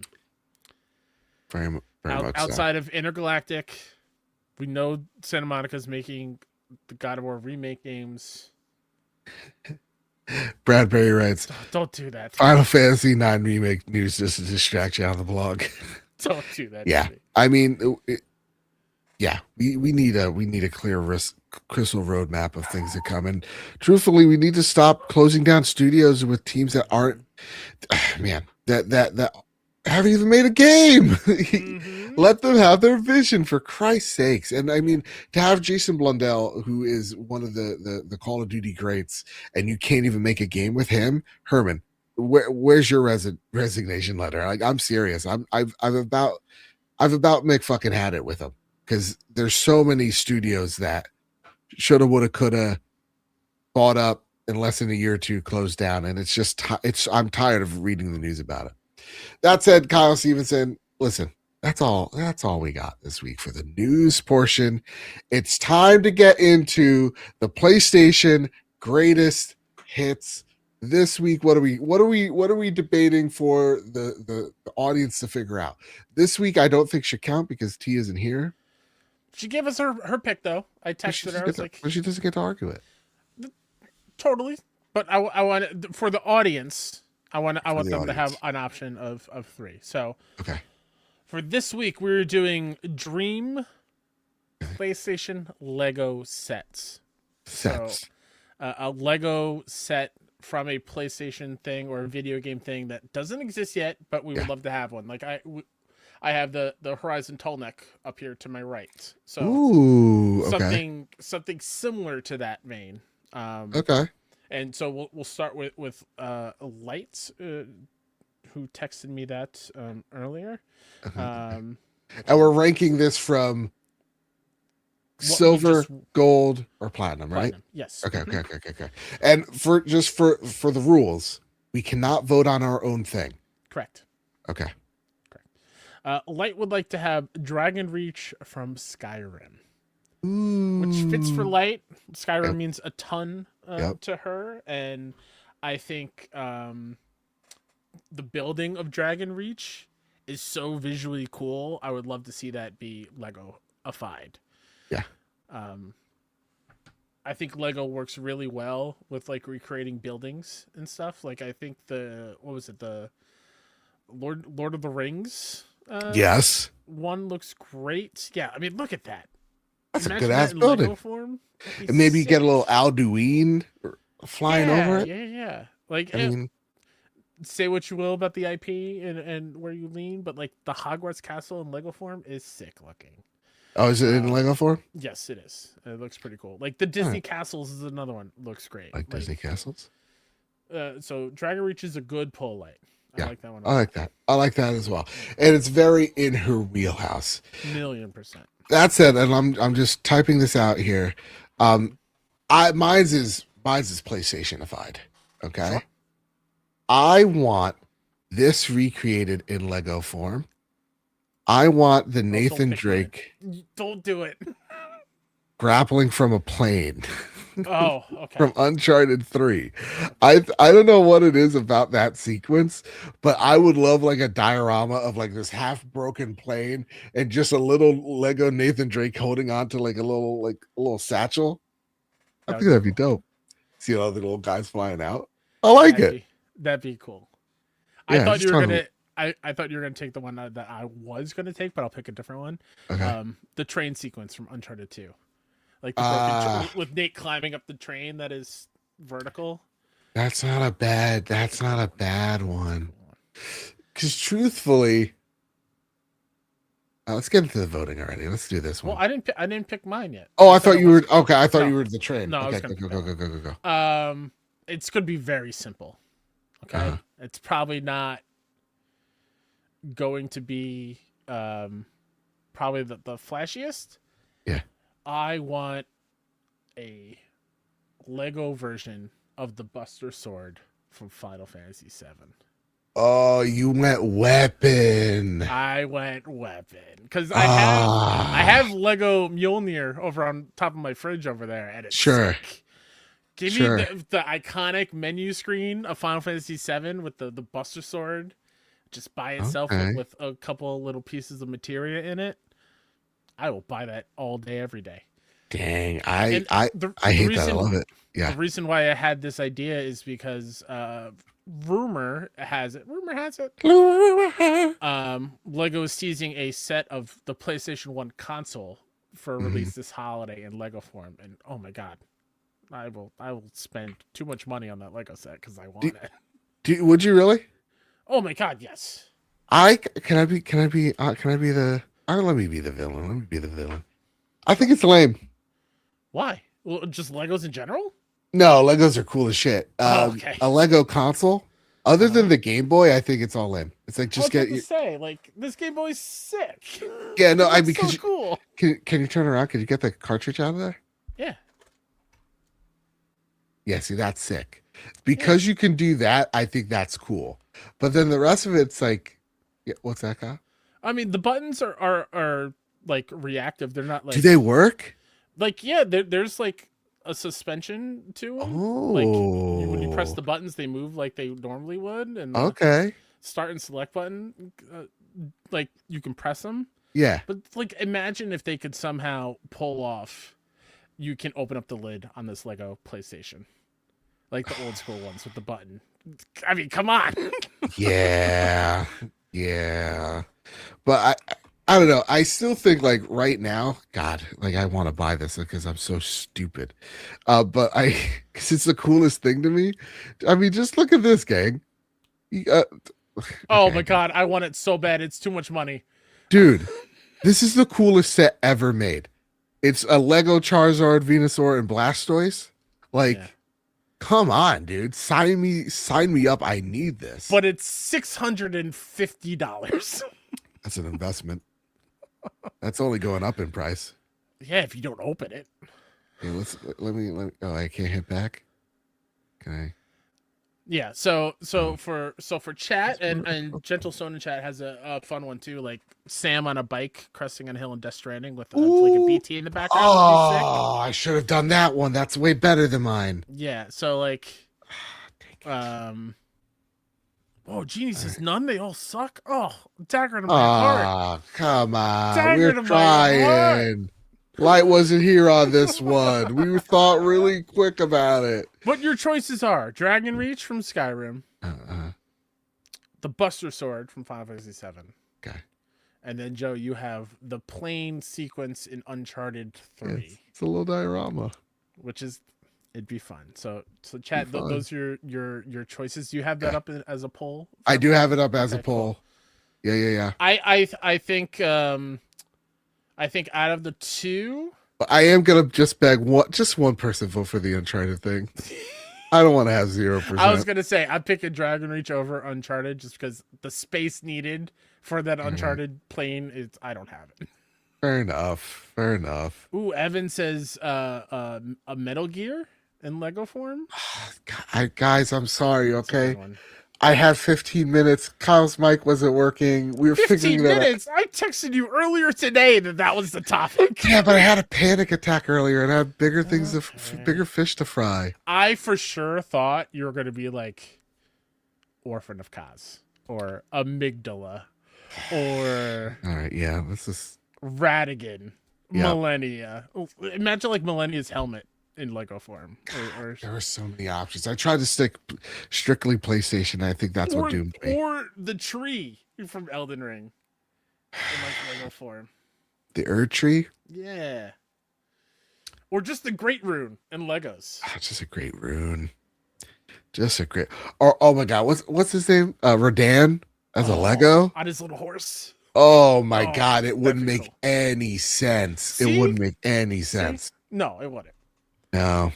All right. We need one more vote to be the tie-breaking vote. You guys are deciding tonight, okay? Yeah, absolutely. You guys are deciding tonight who wins, who loses. Honestly, I dropped the ball in such a major way. There were No, so you many didn't. better. No, I'm an idiot. I'm a No. stupid dummy. The Uncharted 3 idea is cool. Because it's a diorama. It's like, oh my God, look at Yes. this. It's freaking, and you just see him It's hanging. awesome. It's fun. Yeah. Let's have fun. Yes. Let's have fun. All right. I'm going to be the tie-breaking vote. Okay. Okay. I'm gonna be tie-breaking vote. The platinum trophy for the coolest idea for a Lego set in video game form, tie-breaking vote, goes to Final Fantasy VII. The Buster Sword as a Lego. Yeah. Are you cruising for a bruising in a bad time because that thing is going to break? I'm thinking of it in a bust akin to like how Like a the sword, yeah, yeah. Um or stone meaning. Stone, yeah. Uh then Skyrim Lego. I like a good Lego Skyrim. Yeah, And just the idea of a Lego Skyrim. Can't believe Bethesda hasn't remastered that. Um and then last, I think Uncharted Lego. That's fine. That's fine. You know, they can't all be hits every week, you know? Sometimes you just go, Uncharted 3, Nathan Drake, I'd like to see him as a little minifig. God forbid. Thank you, Hita. Thank you. Thank you. But you didn't vote. Clearly because I got 0%. But I love the sentiment. I love you. Thank you very much. All right, Kyle Stevenson. It's time for what you've been playing. Kyle, what you been playing, bud? uh, not much. I've been watching more than playing. Okay, okay. Forgot where I obviously MLB the Show, but I'm kind Yeah, of done with all the programs and things I want to do before the new stuff comes out tomorrow. But I'll be in Boston, so I can't really play it. I have sure. been playing something else that we'll get to talk about last week that I'm super excited to talk about. Yeah. Um, but I think I'm gonna be the villain on that episode too. oh god, um, I started watching DTF St. Louis on HBO Max. It's pretty fun. Yep. Yep. Best friend and my mom are very addicted to it. I'm very into that. And yesterday, for some reason, like, you know what? Let me see what Talk to this me. Chernobyl thing's all about. And I No way. I watched the first episode of Chernobyl last night, and holy crap! Uh could not do that. Uh so for me, gang, yeah, but playing a game we'll talk about next week. But also, I've been playing a little bit more marathon. Okay. Made it to the Cairo archives. The raid. This has to be, Kyle, the most intense thing I've ever played. You are essentially in a Destiny raid with 4 other teams, and you have to kill them all to get key cards. And if you get a certain amount, you are then able to go fight the boss that you're not guaranteed to kill in order to get some of the best weapons in the game. So effectively, you have to run this raid multiple times, be the last one standing multiple times, get enough cards to then go kill this boss and then collect his goop. It's insane. And I have never extracted out of there. Okay. I have only lost all the things. So I feel like Marathon setting up to be, hey, you run these normal maps, right? You get all the loot you need to prepare for this raid that you are going to die in. I like the premise. I really dig what they're going for with the game. I really hope that they nail it because I think, or PlayStation gives it more time to breathe because there is something here that is really special. I'll give you one last story in Marathon, and then I'm done talking about it on the show. We're playing Outpost. And Outpost is an amazing map where half the map is open and then the other half you have to unlock with keys. And with those keys, you can unlock like hidden areas, secret areas, and like where like all the loot is, right? So we get, and it's called the pinwheel. So we unlock the pinwheel. We're going in. We just killed a team, and we enter it, and we're hearing a voice. It's a rook, and rooks get to spawn in, and they're scavengers. So he's just scavenging for gear. He could sabotage us. He could try to kill us, and he's talking shit. But the problem is, I can't understand him, so I'm assuming he's talking shit. So I tell him, "Hey, bud, listen." Fix your Walmart mic before you start trying to talk trash. And then he proceeds to curse at me. He's like, this is a Walmart mic. Oh, this is really fucking good. I'm going to kill you. And I'm like, I can't hear you. You got a Walmart microphone. And as he yells, he stops for a whole minute. And then all of a sudden I hear, oh, you're right, mate. I had it on my webcam. Thank you so much for helping me out with that.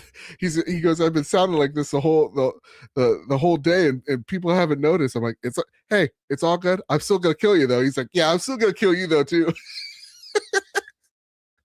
I find him, I kill him, and he's just like, this is all he says. He goes, "Do what you have to do."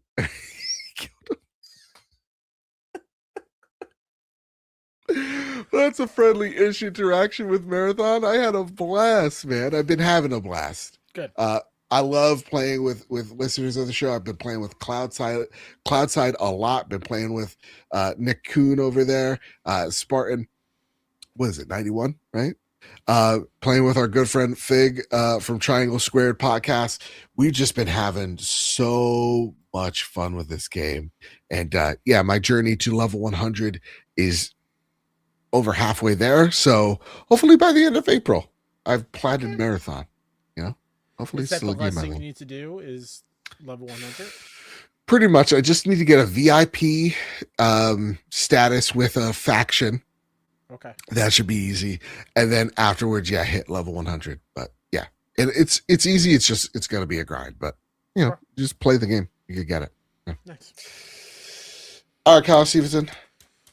Thanks, Jonathan Kelly. Jonathan Kelly in chat goes, great job tonight, guys. Hey, thank you. Appreciate it. We're trying our best. We're trying our best. Without mom, it's weird. It's without mom, it's weird. And doing it on a Tuesday night instead of a Wednesday night, It's very sacrilegious. But also, thank you guys for tuning in for such short notice. And yeah, on a Tuesday, whew, you guys got homework you got to do. All right, Kyle Stevenson, are you holding on to anything at all? My new fidget has just been like this, again, Lego. Just these little blocks of Lego that I've been Nice. playing around with. But that's I'm holding my Windows Phone pen, where oh, the Windows part of it's faded. It's very old. I've been fidgeting with that. Yeah. Nice. Yeah. Yeah. Take it away, Kyle Stevenson. Oh, you're not going to do the thing? Oh, sorry. Prepare the drop. Here are the latest deals and deals coming to the PlayStation storefront. Again, games coming to PlayStation next week, the week of March 30th to, can you believe it already? April 3rd. Oh, what? Yeah, dude, it's April next week. On March 31st, we've got South of Midnight making its PlayStation debut. Legacy of Kain Ascendance is also on March 31st. Go Home Annie, an SCP game. I don't know what that is, but that cover art is creepy looking. And Grime 2 is also on March 31st. A very cool Metroidvania. There's some estimated in March, but they don't have a date yet, so I'm not even going to shout them out because Lord knows when that happens. On April 2nd, we've got Darwin's Paradox, the octopus game from Konami. It comes to PlayStation. Temtem Swarm. Fishbowl, one of my most anticipated indies, and 6-1 Indie Showcase alum, is finally launching on April 2nd. Morkel, Ascend to the Gods, is also April 2nd. Motion Wreck, April 2nd, and Go Go Mr. Chickums. It's on April 2nd. And then on April 3rd, we have Shinobi Art of the Vengeance Sega Villain Stage DLC. And if I'm not mistaken, I think one of the villains in this DLC is like Dr. Robotnik from Sonic, and like you're fighting in a Sonic stage, and it looks sick. Nice. That is the one Sonic thing that I will be excited for. You hear that, Mike? What? I don't like Sonic, man. Yeah, he kind of sucks. Yeah. Makes me fucking sick.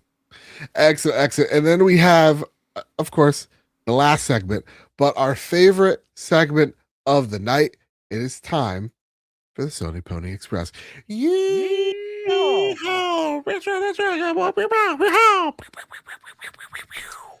First one comes from Cowboy Danger D. Question for the Sony Pony Express. Yeehaw. Yeah. First question is geared more towards Joe. Okay. Is it fair to say Marathon right now is like the Soulsborne of shooters? A hard game with new systems to learn. You will die a lot, but when you finally start to get the hang of things, it becomes an amazing experience. So answer that before we get to the second question. Okay. Yeah, Soulsborne experience. I think yes, in terms of it's a really hard game, but I don't want that to dissuade people. Though it is hard, it's incredibly fulfilling when you extract, and the fact that like extracting isn't easy. You are gonna die, and you are gonna just become a better player by getting better instincts and just experiencing the game. I get that there's Soulsborne elements there, but yeah, Um, when did I finally start getting the hang of things and it becomes an amazing experience? I would say, truthfully, like 5 hours in. That's when it clicked. I kind of let go of a lot of preconceived notions and I just went, all right, sure, I surrender.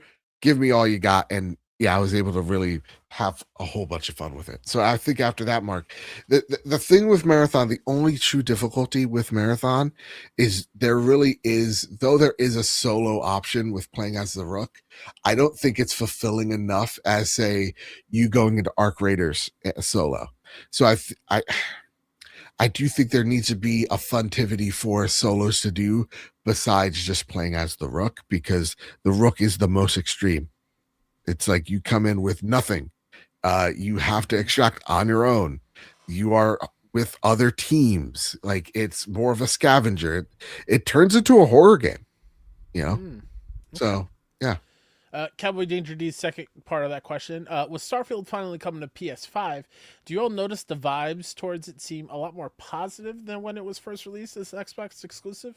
I think new life into Starfield without the heavy weight of this game needs to hit for Xbox, or Starfield needs to be a game of the generation will do it absolute wonders. Can't wait to jump in. As always, much love and shiny side up. Thank you. Thank you. Time heals all wounds, I think. Yeah. Yeah, I think whenever like a PlayStation thing comes out, or and especially an Xbox thing comes out, you get the fanboys talking all over it, Mm-hmm. right?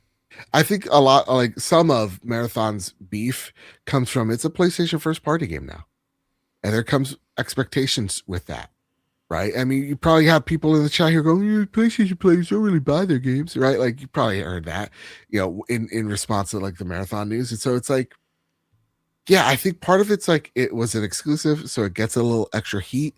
I also think time has died down on it in terms of like why people were critical of the game.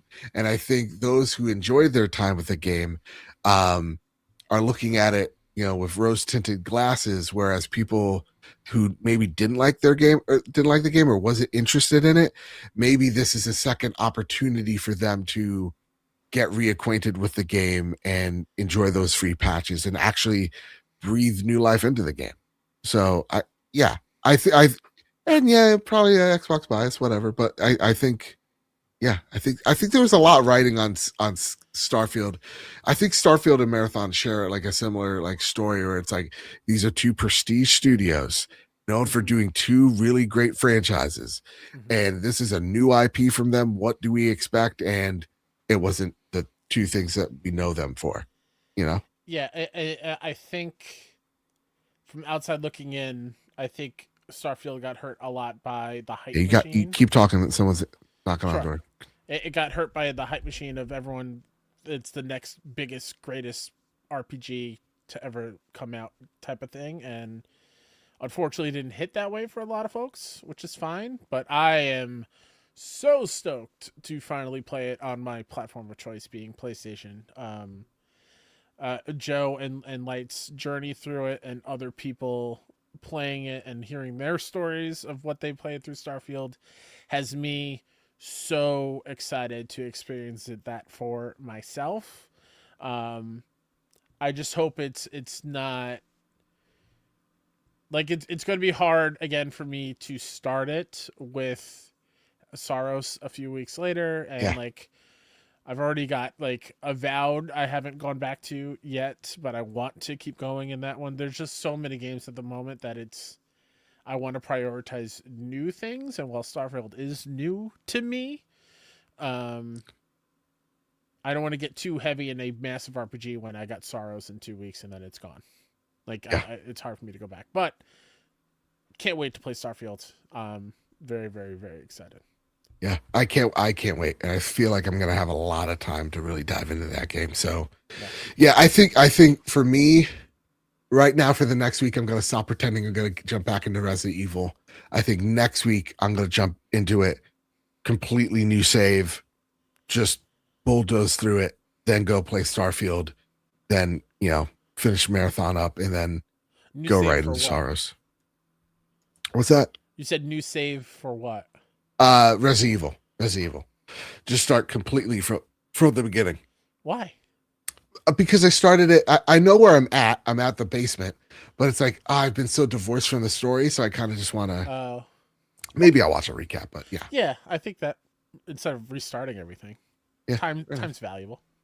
Um, and then our final question on the Sony Pony Express is this week. Yeah. Once again, thank you so much for everyone showing up a day earlier Yeah. and giving us the questions that you did. It helped tremendously. So shout out to y'all. If you want to join the Discord, Yeah. Discord Nice. link in the description. We have a It's whole fun channel time. for podcast questions. It's great. People are awesome. And if they're not awesome, you come tell me and I'll knock their teeth out. You know what Oh I'm my saying? god, that got very violent. I'll put them up to the moon. You know what I'm saying? I don't know what you're saying. You're scaring me. Don't be mean to my community members. Oh my god. Mean people. But you're welcome. But just don't be mean. I think is a. Yeah. Okay. Everyone's welcome. Just don't be mean. All right, cool beans. Yeah. K Rock writes in, "Hi all, sorry I've been MIA, but it's been a crazy few months. Cullen is doing well. Yay! Hell yes. He has a surgery tomorrow morning to fix something with his port, but other than that, things have been moving in the right direction. Love this to for him. hear it. Love this for him. Now on to a fun question. PAX East is this week. Right. And of course, I want to connect with you all to say hi and hopefully sit and buy you a drink. Curious if we have any plans on turf or meetup, and if not, would you all like to schedule something at the Westin after the day has wrapped? Excited to hopefully catch up with you and meet some new people at the same time. Your friend, Caleb. P.S. I'll be in the Michael Myers cosplay gathering on Saturday. So thank you for saying that, because I don't think I would come up to you in the Michael Myers costume, because that is one of my most scary icons in all of horror. Michael Myers freaks me out. Really? I think he's a dork. It's the mask. Why am I blanking on his name? William Shatner mask. Mm. It freaks me out. But yes, we mentioned at the beginning, PAX East will all be there.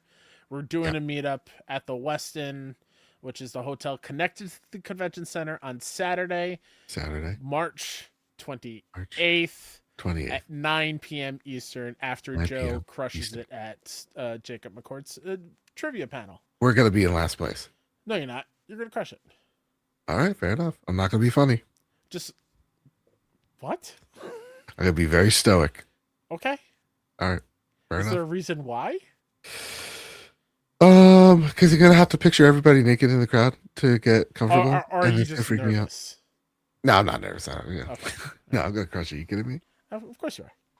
I'm going to say an Epstein joke. Everybody's going to laugh. It's going to be good. Just look out into the audience, and I'll be mouthing the wrong answers to you. Okay, thank you. Thank you. I appreciate that. I would need that. Yeah. No, I'm super excited. Yeah, come by the Westin Saturday night. Follow us on all the socials so you get live updates to all that. When did you say? Saturday, 9 o'clock? 9 p.m. Eastern. Because your panel ends at 8:30, so there'll be like a half hour. So there's some time. And hey, listen, join the panel, okay? If you have a PAX badge, you need a badge to go. But you're right. Yeah. If you have one, come on by. Yeah, please. It's good. Jacob McCourt, he's a good man. Great man. All right, everybody. With all that said, with all that out of the way, thank you all so much for tuning in. I'd like to spotlight, though, our patrons over at patreon.com/PS Trophy Room. You guys are the reason why we look so good. We sound so great is because of your generosity over at patreon.com/PS Trophy Room. And I mean it when I say it. This show would not be able to happen if it wasn't for your support. I want to thank our newest members, Brent Chartrand at the bronze tier. I want to thank our premium producers, Todd Burowitz, Caleb Cook, and Toxic. And of course, K-Rock's kiddo Cullen, who is crushing it. We love to see it. Our platinum members, JC, Jedi Master Ren, Cowboy Danger D, Jonas Young, The Green Gorilla Gamer, Chaotic Monkey, Ryuko Kel 90, Stephen Flesh, Strubles and Bits, Aaron, Bertos Maximus, Tommy, Chris, Hybrid 748, Matt Valdez, Silkenit, Decimine, Mitchell Gramling, Mike Thomas, Gregory Holmes, Manix Vizia, Solo Carbonite Free since 1983. And I want to thank all the gold members, Josie Garcia, JB the Purple Monkey, Hyde Indoors, KD, Kevin Mitchell, Kevin Diaz, Marcus O'Neill, The Red Arrow, Ageless Hermit, Androsaur, Astronaut Jr., The Winter Gamer, Stingray X, Robbie Bobby Miller himself, Brenson Zachary, Final Fan XZ, Hambone, J. Dean Dillinger, Stone Cold E.T., Tino Sixspeed, N. Johnson, Sean McKenzie, Rick Arrington, Matthew King, Duh Overlord, Duane Raksha, Drellish, Rick Davis, Steph Mildner, Samuel Nestling, Maximum Carnage, Michael Hassett, Drug Prowling Wolf, Battered Haddock, Arlie Upper 90, Bonnie Barefoot, and the Lord Commander Sunny. Which, guess what? He's not in the backpack. I'm going to be in his car, hopefully not the trunk, in April, because we're going to go to our friend Kevin's 40th birthday, and we're going to drive down to North Carolina, and we're going to bully him, call him old. Oh, jeez. You're so toxic this episode. I'm a bad man doing bad things. Remember what I say in Arc Raiders? And remember, we're bad men doing bad things. We get what we deserve, and we will not see the gates of heaven. With all that said, with all that out of the way. YouTube member shout out. Jonathan Kelly, Nisa Hauer, Kush Completionist, Mr. Light, Freight Conductor, Strubles Bits, and Tommy. Damn, I would have crushed that ending. Thank you all so much, seriously, for supporting us the ways you do. And also, hey, tune into the post show on patreon.com/PS Trophy Room. With all that said, with all that out of the way, everybody, keep your wits about you, keep hunting, and keep playing PlayStation. See you guys. Bye. Love you.